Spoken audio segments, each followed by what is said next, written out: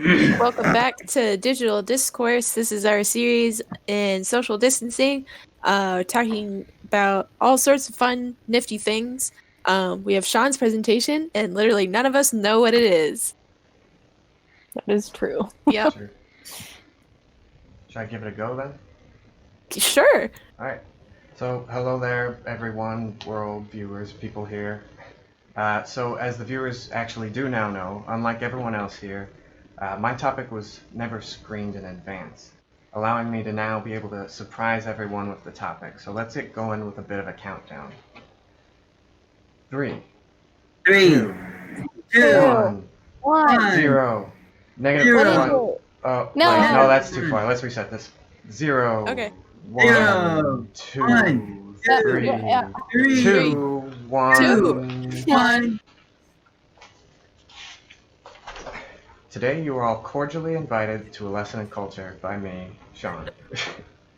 Good. So, in the modern internet era, where trolling, slang, and colloquialisms are commonplace, there are fewer and fewer cultured individuals out there.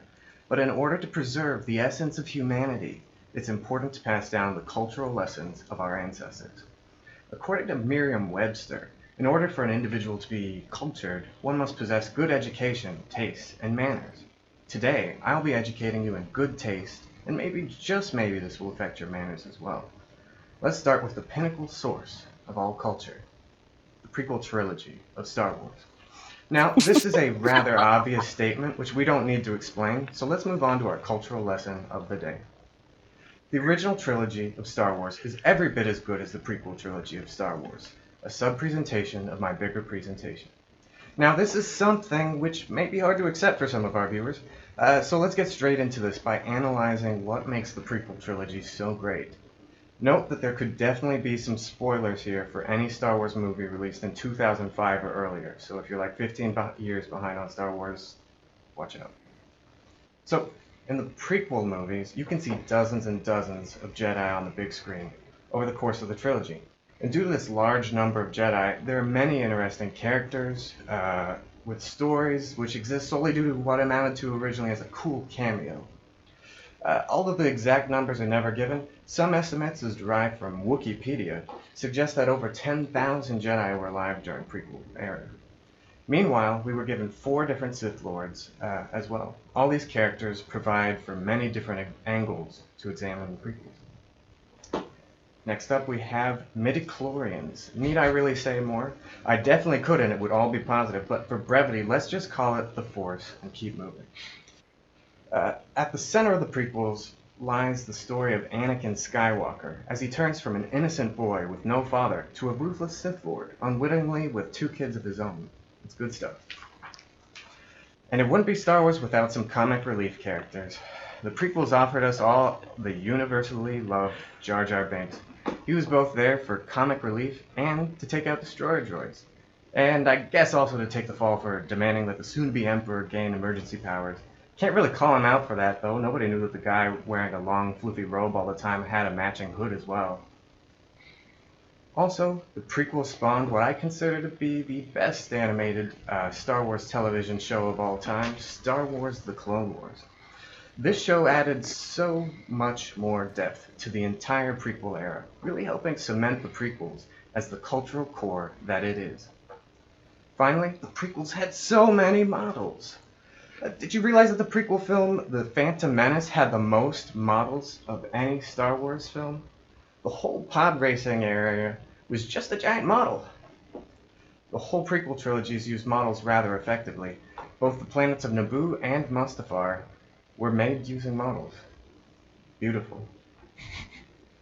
So now that we've hit the highlights of what makes the prequels so good, let's go through that checklist with the original trilogy in mind. So, in the original trilogy, we only really see 3 Jedi, definitely no more than 5, and 2 Sith Lords. This may seem like a bit of a downgrade, but it's ultimately a result of the prequels. They wiped out all the Jedi in the Order, so what you gonna do? Since we've established that the prequels are the pinnacle of culture, and since it's the prequels' fault, we have to give the original trilogy a passing grade on this. Much like how if you were a gym teacher and you hit your student with a car, you'd have to give them a passing grade in gym class. Next up, we have midichlorians. Though never explicitly mentioned as such, we get many great uses of its product, the Force. In Empire Strikes Back, we get one of the best training sequences of a Jedi learning to use the Force that I can think of. And we get a great sense that the Force has a deeper meaning in many of Yoda's teachings. Now, the original trilogy really holds up well to the epic story requirements, as it follows up on the original trilogy, prequel trilogy, follows up on the story of the prequel trilogy just years later down the road when the kids were all grown up.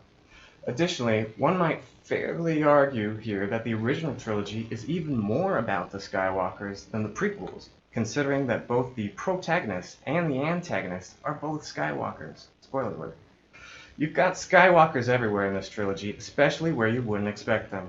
It's like playing a game of Where's Waldo, in which if you point at the most unlikely people, you find out, yes, it's also Waldo.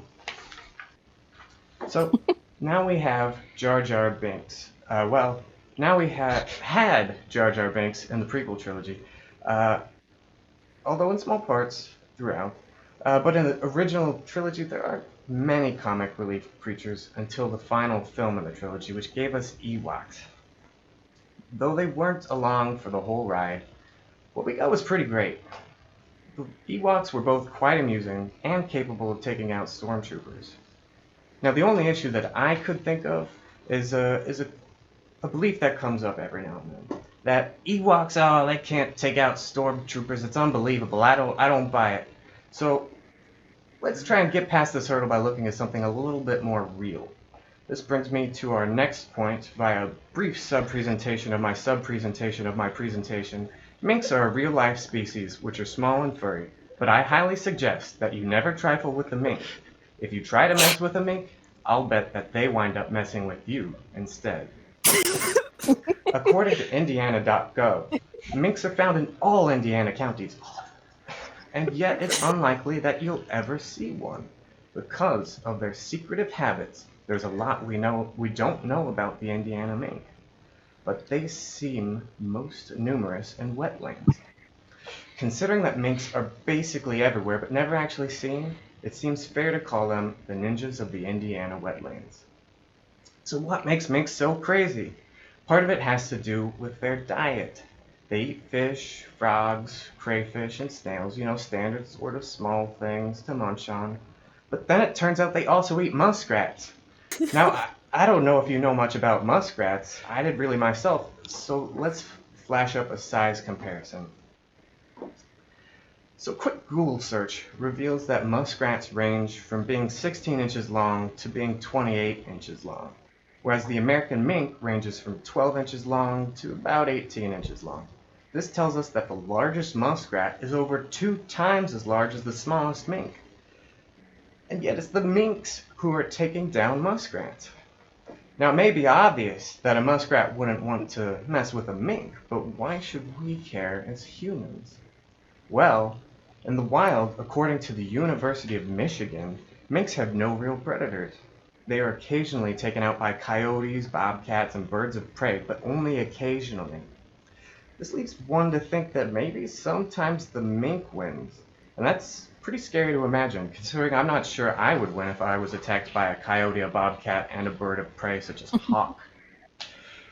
Now, this next point seemed rather important, so I made it a little bit bigger than the first point.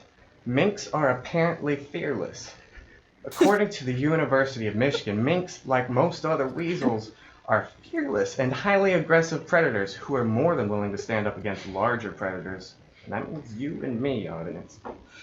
Now, you may be saying, fine, they go after larger animals, but you're taking it a bit far, saying that they'd ever go against us humans. To this I say, maybe, but maybe not. Because it's already happened before. As reported on by the Irish Times, there was a sizable number of minks which escaped from a farm in Ireland. These minks were dubbed multi-dimensional killers, which could take out a bird as easily as a fish. They ravaged the countryside, and, at least according to the article, it was not fully clear whether they broke out on their own or whether they were aided. All minks are fearless, but these minks were statistically even more so, as they were so used to humans These minks had no fear of humans and would approach people if their paths crossed. It was noted that they were only dangerous to humans if cornered. So maybe, just maybe, we should stop cornering them. Again, it was never explicitly determined how these minks escaped, but it seems plausible that this is the first stage in a larger mink revolution. Which leads me to my next point. Now time for a brief sub-presentation of my sub-presentation of my sub-presentation of my presentation. Basically, if we keep messing with these minks, one of these days, they're going to take over the world. So my first point of support is, no, this has gone a bit too deep. Let's back out. It's true. It's going to happen. Call your psychics, get your affairs in order, but we've still gone too deep in this. Let's get straight to my reference page. Notice how empty it is, since by the time the minks take over, there will be no one left to reference. All right, back to minks in general. In conclusion, they're small, vicious little fearless ninjas that will probably take over the world if we don't learn our lesson and just leave them be. Respect their boundaries. Let them have their wetlands. It's not like they want our cities anyways. Captive minks have already held one revolution. If one farm could do it, why not more? And you know what? You really want to know what makes these minks so scary? I thought about giving this guy over here some weapons when designing the apocalyptic-looking slide, but really this little guy doesn't even need any weapons to rise up. And if we gave him some, he probably wouldn't even use them. He'd just keep using his teeth and his claws, trying to display his mink superiority over human-based goods. The end of days is near, but it doesn't have to be if we just let these cute little monsters be.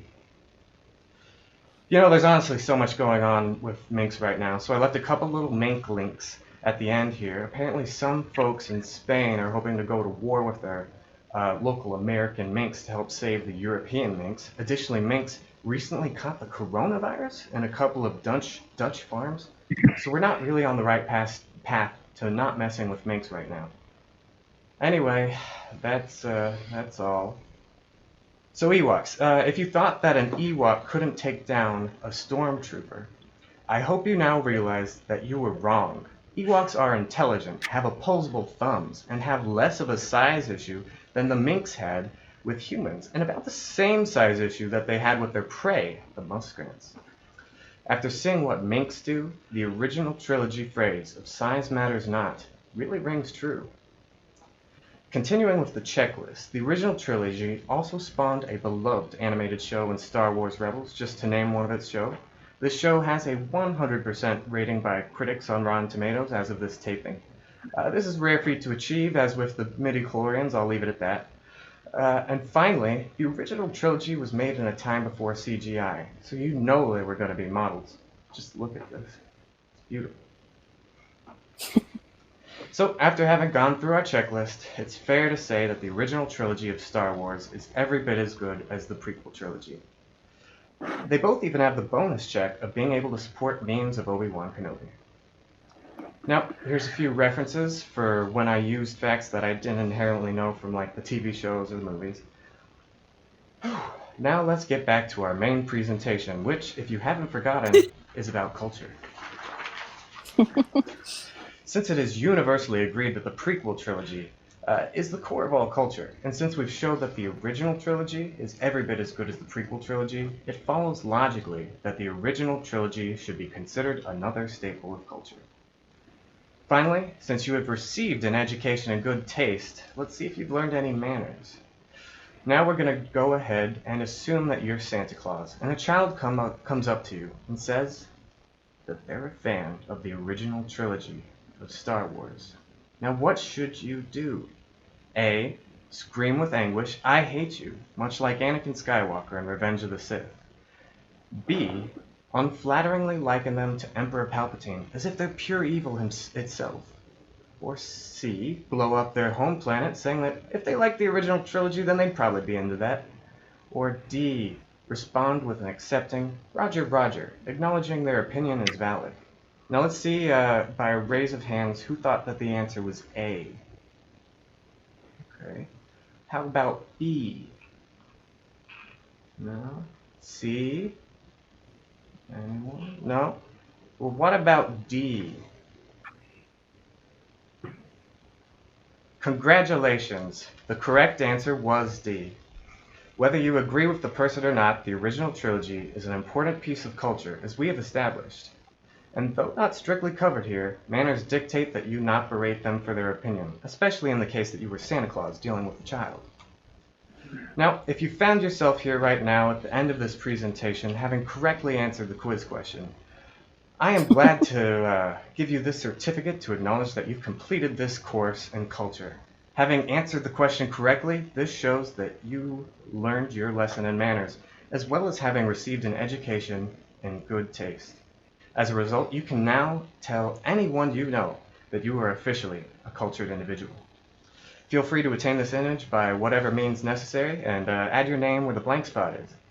Now, if you didn't get the quiz question correct, feel free to watch this presentation again and see if you can get the question right the second time. Oh, and by the way, in case you couldn't tell, your name goes here. So, in closing, there's a few things we should have learned today. 1. Minks are hardcore killers and will probably take over the world someday. 2. The original trilogy of Star Wars is just as good as the prequel trilogy. 3. Seriously watch out for minks. They are crazy strong and feel no fear. And 4. You should have also learned how to be a cultured individual.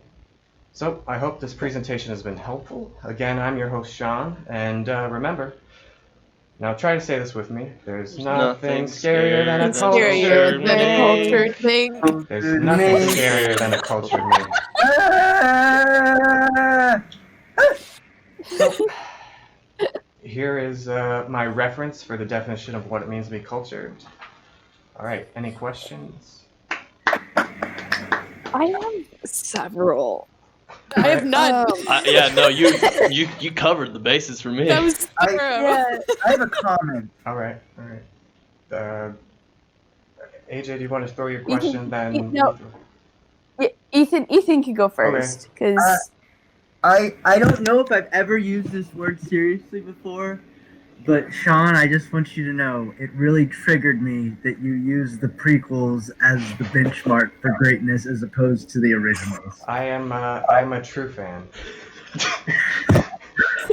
yeah, that is like in my questions because like I'm a casual fan of Star Wars. Mm-hmm. But I know a lot of people who are not as casual of fans as I am. And my confusion there lies in the fact that I have seen so many people just like go off about people liking the prequels. Right here. Like more than the originals. I don't know if that's actually a question, but like, yeah, I'm just confused. Is that like a common theme that people are usually? No one dislikes the prequels. They're loved. Everyone loves them. I don't know where you love them. Oh, okay. Am I right? Yeah. Yeah. This is definitely not a biased presentation. No. This is definitely all based in fact. I also have he had 3 reference slides. That's well researched. This is not true. This is true. Technically, there was 4, and one of them was blank. That's true.